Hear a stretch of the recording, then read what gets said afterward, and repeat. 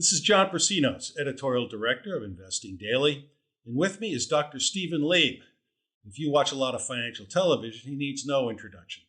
Dr. Leeb is a chief investment strategist of Real World Investing and The Complete Investor. Steve, how you doing today? I'm a little under the weather, John, but I'm doing pretty well. These markets keep you up, I'll tell you that. Yes, they do. Well, here's the first question. What are the most significant mega trends that you see unfolding in 2021 that are of great importance for investors? John, I think that it basically is going to be a continuation of what we saw last century. I mean, this century, the first generation of this century. And it was kind of sub rosa. I mean, not a lot of people are talking about it, but the fact that the developing world has finally started to catch up with the developed world.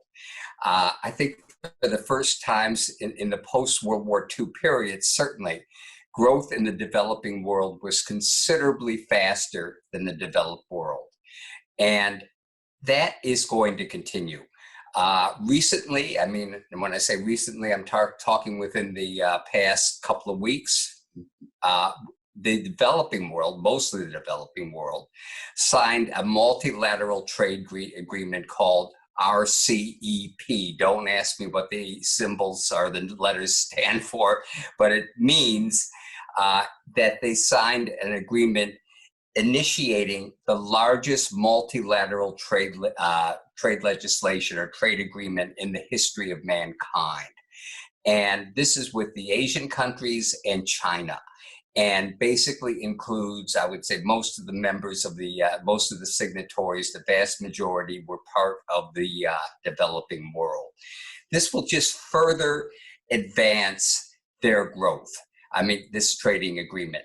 There are other trading agreements that are likely to be signed, perhaps this year, involving China and other developing nations. Developing countries are really going, and it started with the entry of China into the World Trade Organization in 2001. And what angers me, to be very, very honest about this is something that's been apparent for, again, probably a generation. I actually wrote about this in one of my books in 1999. And while I think a lot of that book was original, it may be right or wrong, this wasn't original. What I said back then was that the developing world was going to become much more of a factor. You saw it. You saw it with China. You saw it with their, upcoming entrance into the World Trade Organization. And one of my big beefs here is still, when you go to a financial advisor, if I were to go to a financial advisor tomorrow, if anybody does, if a pension fund goes there, they will be told to take the ideal asset allocation is 60% stocks, 40% bonds. Where are commodities? Okay, in the last generation, I'm not just talking a one-off year or anything. I'm talking about 20 years. Gold, which is basically the king of the commodities for various reasons that I talk about in my latest book, gold will almost always, over a period of time, outperform other commodities. Gold during this generation, yes, that we just completed, gold gained over six-fold, 6.5-fold, something in that neighborhood. S&P 500, dividends reinvested, gained about 4-fold.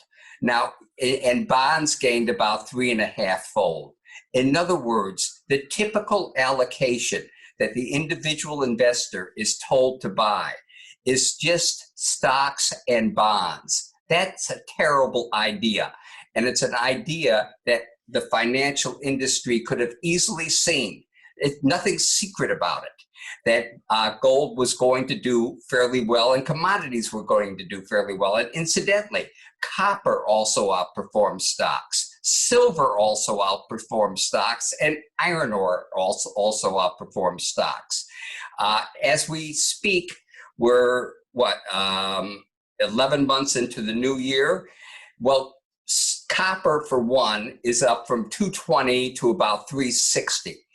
since from its low. It's outperforming stocks. Gold is a little bit of a laggard right now, but don't bet it on it being a laggard for a long time. So when you see a macro trend, there's nothing more macro than the fact that if you divide the world into two parts, developing, and which is about 85% of the world, and developed, which is us and Europe, etc., it's 15% of the world, that the developing world is going to continue to grow faster than the developed part of the world.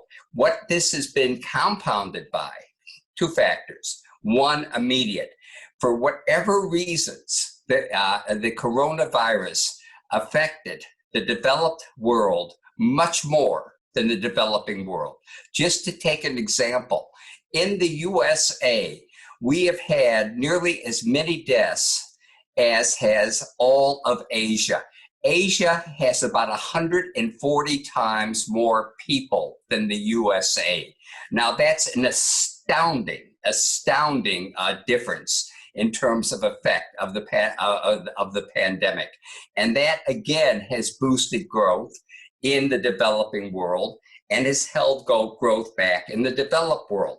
So that, I think, is, the other trend, which I want to mention in conjunction with this, is that there is going to be a massive tendency to switch toward renewable energies. That is in the cards. I'll talk about that in a later question. But renewable energies and all that it implies, and it implies a tremendous amount, everything from technology to the environment to food, in some ways health, that trend is going to basically almost overwhelm everything else. And it's going to also magnify the trend of the developing world's growth in the sense that you can't just turn a switch on, no pun intended, and switch from fossil fuels running the world to solar and wind running the world. In fact, it's not going to even happen in the next 20 years, but it will make a lot of progress in that direction. That's in the cards.